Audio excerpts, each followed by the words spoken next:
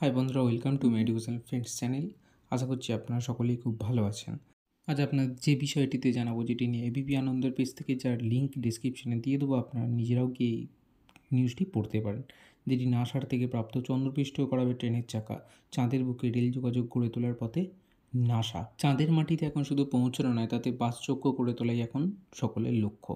এই ভিডিওতে আমরা দেখব যে সম্পূর্ণ পদ্ধতিতে কীভাবে নাসা চাঁদের বুকে রেলপথ তৈরি করবে এবং তাতে কি মানুষ চলাচল করতে পারবে বা কে করবে। তো প্রথম এখানে যদি আমরা জেনে নিই, প্রথম যে অ্যাস্ট্রোনট আমেরিকান পৌঁছেছিলেন তার নাম ছিল নীল আর্মস্ট্রং চাঁদেতে, যেটা 21শে জুলাই 1969 সালে। এবং তারপর ভারতীয় যে অ্যাস্ট্রোনট পৌঁছেছিলেন প্রথম চাঁদের বুকে তার নাম ছিল রাকেশ শর্মা।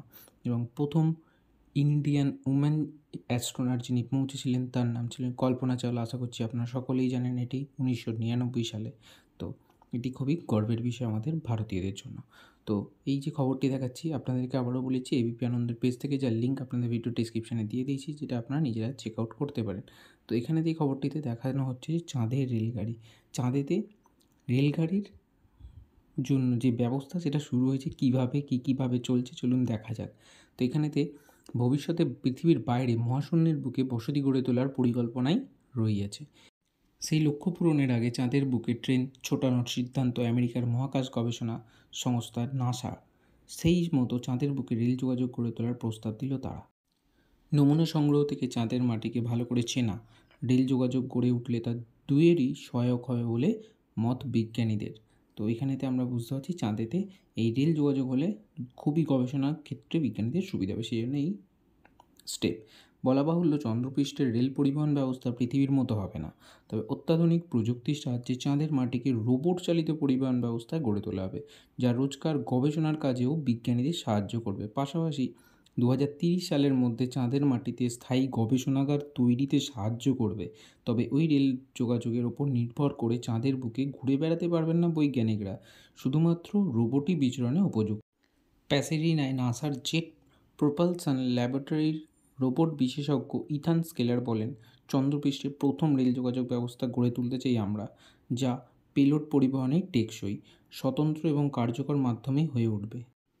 2030 সালের মধ্যে চাঁদের বুকে দীর্ঘমেয়াদী ঘাঁটি গড়ে তুলতে এবং রোজকার অনুসন্ধানের কাজ চালিয়ে যাওয়ার জন্য এই পরিবহন ব্যবস্থা অত্যন্ত গুরুত্বপূর্ণ হতে চলেছে। তো আপনারা বুঝতে পারছেন কী পরিমাণে বিজ্ঞান এগিয়ে চলছে। তো এরপর আমরা দেখব চাঁদের বুকে যে রেল যোগাযোগ গড়ে তোলার পরিকল্পনা রয়েছে নাসার, তার পোশাকি নাম ফ্লেক্সিবল লিভোশন অন এ ট্র্যাক, যার শর্ট ফর্ম ফ্লোট। এর আওতায় ত্রিস্তরীয় ফিল্ম ট্র্যাক বসানো হবে চন্দ্রপৃষ্ঠে, যা তড়িৎ চুম্বকীয় শক্তি উৎপন্ন করবে। ওই ফিল্ম ট্র্যাকের ওপরে থাকবে গ্রাফাইটের আস্তর, যা চৌম্বকীয় ক্ষেত্র দ্বারা বিকর্ষিত হয় এবং উপাদান দিয়ে তৈরি রোবটকে ভেসে থাকতে সাহায্য করবে। অর্থাৎ ফিল্ম ট্র্যাকের ওপর কার্যত ভেসে বেড়াবে ওই রোবট। নাসা জানিয়েছে একটি সূক্ষ্ম সৌর প্যানেলও বসানো হবে, যা থেকে সৌরশক্তির যোগান মিলবে। ফিল্ম ট্র্যাকের ওপর যে রোবট নামানো হবে তাতে কোনো চাকা থাকবে না। এই রেল যোগাযোগ গড়ে তুলতে চাঁদের বুকে কোনো খোঁড়াখুঁড়ি বা নির্মাণ কার্যে হাত দিতে হবে না নাসাকে, বরং চাটার পাতার মতোই করে ফ্লোট ফিল্ম ট্র্যাক বিছিয়ে দেবে। নাসা জানিয়েছে প্রধান পর্যায়ে এই রেল যোগাযোগের মাধ্যমে রোবটের ওপর জিনিসপত্র চাপিয়ে এক জায়গা থেকে অন্যত্র নিয়ে পাঠানো হবে। তো 30 কেজি ওজনের রোবট সেকেন্ডে 0.5 মিটার গতিবেগে 1,00,000 কেজি পর্যন্ত শিলা পেলোড বয়ে নিয়ে যেতে পারবে। রোজ কয়েক কিলোমিটার যাত্রা করতে পারবে এই রোবট। দ্বিতীয় পর্যায়ে মানুষ পরিবহনের উপযুক্ত রেল যোগাযোগ ব্যবস্থা গড়ে তোলা হবে, যা আরও দ্রুত গতিসম্পন্ন হবে।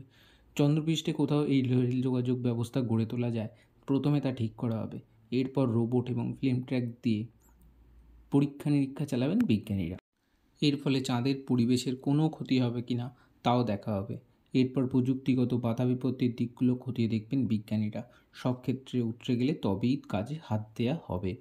2021 সালেই চাঁদের বুকে রেল যোগাযোগের ব্যবস্থা গড়ে তোলার প্রস্তাব জমা পড়ে নাসার ইনোভেটিভ অ্যাডভান্স কনসেপ্টস NIAC প্রকল্পের আওতায়। এই পদক্ষেপ করা হচ্ছে। চাঁদের পরে এই প্রকল্পের রূপায়ণ করা হতে পারে মঙ্গল গ্রহের বুকেও। আপনারা দেখতে পেলেন এখানে সম্পূর্ণ পদ্ধতি কীভাবে সব কিছু চলবে তার প্রসেস।